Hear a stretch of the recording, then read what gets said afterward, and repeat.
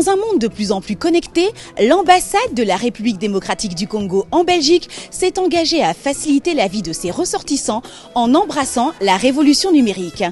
Aujourd'hui, dans notre reportage spécial, nous vous invitons à vous plonger dans le monde de la digitalisation des services consulaires, un pas en avant essentiel et audacieux pour servir chaque membre de la diaspora congolaise en Belgique. Les files d'attente interminables pour les demandes de visa, de renouvellement de passeport ou encore les prises de rendez-vous appartiennent désormais au passé.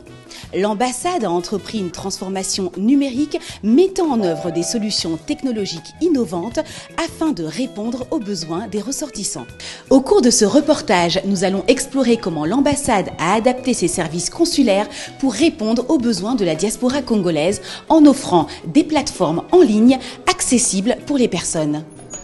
Vous découvrirez également comment la demande de visa, de renouvellement de passeport ou encore la prise de rendez-vous ont été numérisées afin de permettre une accessibilité 24 heures sur 24, 7 jours sur 7 pour chaque ressortissant.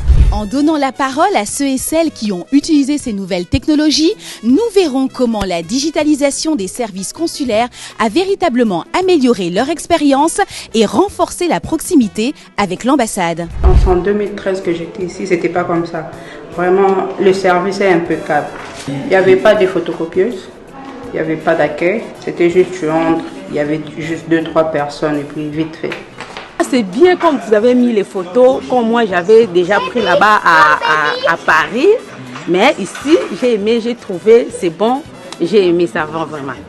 En tout cas, très bien, accueil ça bien, donc la manière organisation est allée. Ah, en ambassade, vraiment.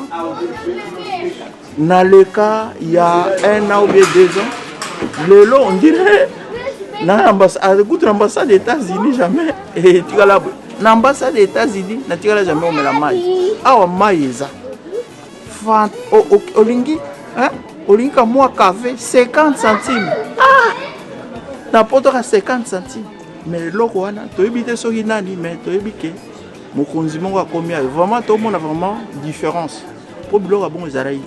Au permis, on dirait on a CAF ou bien assurance maladie na TV et de l'ipengenge numéro na yo pe ticket yo na pe OK aux upelo na. Ah. Mais là t'es maman tout là raté. Donc et mon vraiment changement ali, to continuer bongo pombo kana biso qui de liboso. OK, le renouvellement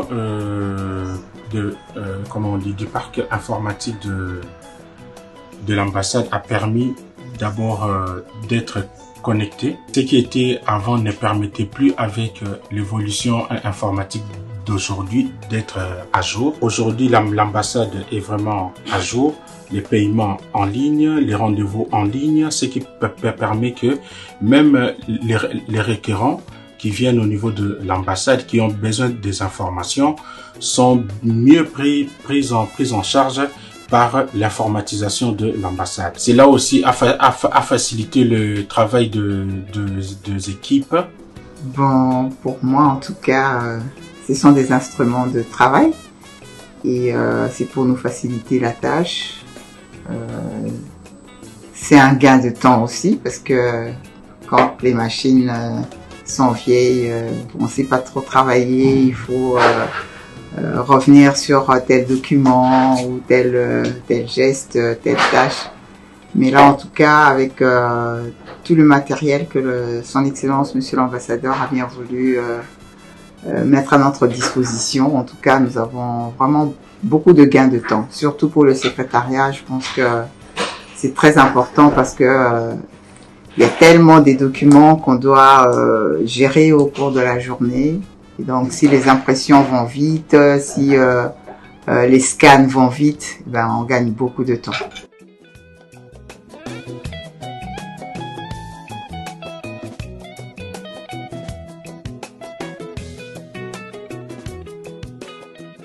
En plus d'une révolution numérique, l'ambassade de la République démocratique du Congo en Belgique a également entrepris des travaux dans d'autres bâtiments. La résidence de Waterloo, propriété de l'État congolais, servait initialement à accueillir temporairement les diplomates. Laissée à l'abandon pendant plusieurs années, elle était dans un état d'insalubrité avancé. Fin 2022, un projet de rénovation est initié par l'ambassadeur de la République démocratique du Congo au Benelux, Christian Ndongala Nkunku, afin de mettre la résidence en location pour financer un centre culturel congolais d'exception au cœur de Bruxelles.